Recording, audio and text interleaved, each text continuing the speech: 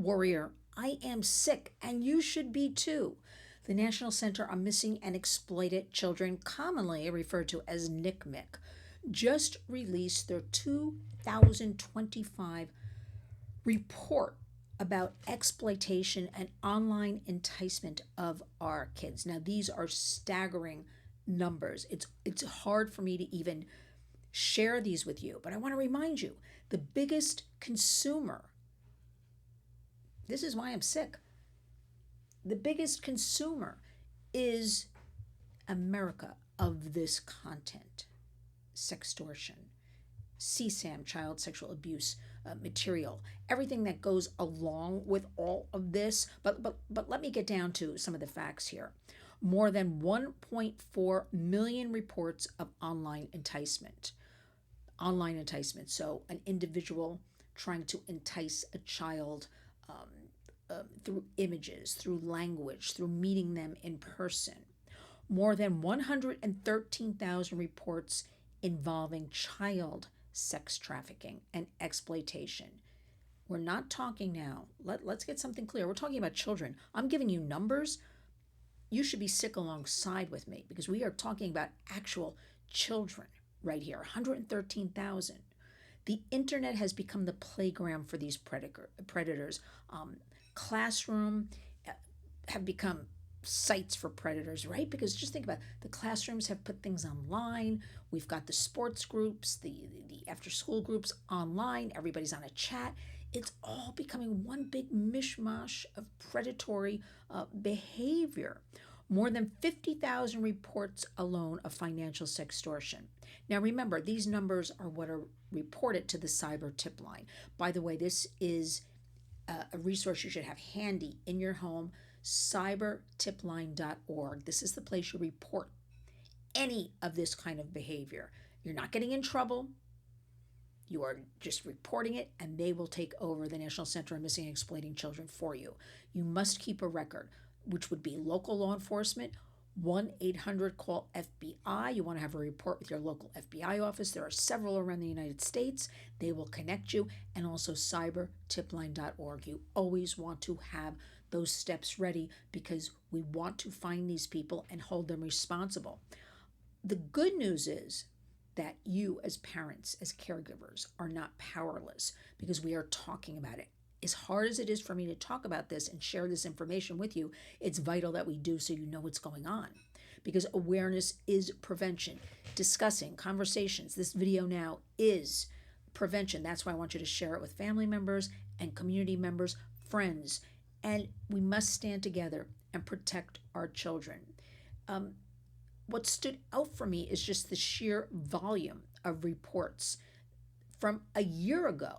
Okay, because this report is just, it's out of control. It is 156% higher than the 2024 report. So this is the 2025 report. I am afraid to even think about the 2026 report, but let's make sure you understand what I'm talking about. Online enticement. What exactly does that mean? It means when an adult attempts to establish an inappropriate closeness or relationship with a child online for their own exploitation, coercion, sexual purposes. That is also a definition of human trafficking. And it often begins, we talk about this all the time on The Warriors, with just a simple conversation with a lot of compliments, building that trust. That is called the grooming process. And where we used to talk about that process took 48 hours to entice a child, we are now seeing children being enticed in less than 12 hours. That is completely shocking. That goes into, that's another program, another segment. Our children are seeking affirmation. They are seeking companionship. They are seeking compliments, right? And that goes into the whole mental health discussion that we need to have. Now we have artificial intelligence. Now this is just blowing up the whole landscape right now because it can create fake images, impersonate people, and automatic manipulation. I saw a video this morning of a young man, and it was side by side. He was probably in his early 20s, and he made himself into a female. And so he was doing all the moves and talk, but it was a woman's body with a woman's voice. And it is so easy because there are so many free programs now that these predators can communicate with children. So I want you to look out for some warning signs, secrecy, devices behind a bedroom door, which we always suggest. Never in the bedroom. It may be tough in the beginning with teenagers because you think if they're behind a closed bedroom door and they're quiet, thank goodness that they're keeping themselves occupied. But that's where the danger is happening, right under your own roof. So it's a little tough because teenagers are generally moody and all of that jazz. But as a parent, when your child is different, whether you want to face that or not, you better get with the program. Whether they become more withdrawn, again, more secretive, a lot of emotional distress after they're online for hours, requests for money or gift cards. If kids are asking you for these things, if something's amiss and you know it, but there's signs that deserve attention. It's up to you when you want to give your child a phone, a tablet, right? An iPhone. Most kids are issued in public schools in America Chromebooks, so they have that available to them. There is something called parental autonomy. However, with the harms we constantly talk about here on The Warriors, remember we've got our resource page, lynswarriors.org. You can go there and seek a lot of free information, a lot more stories, a lot more places where you can take your time and read about things because we know it's tough, right? This is not a 2-minute fix, you slap a Band-Aid. You got to be involved in this talk with your children, grandchildren every single day. But please, again, go to lynswarriors.org, reach out to us. But you've got to understand the predators right now are winning. A repeat, I just told you from this new report, the 2025 report from the National Center on Missing and Exploited Children, online enticement of our children has gone up 156%. It could be 500%. This is what's reported because a lot of people don't report out of fear, out of embarrassment, out of they don't want to deal with it. But you must deal with it. Again, let's go through the list.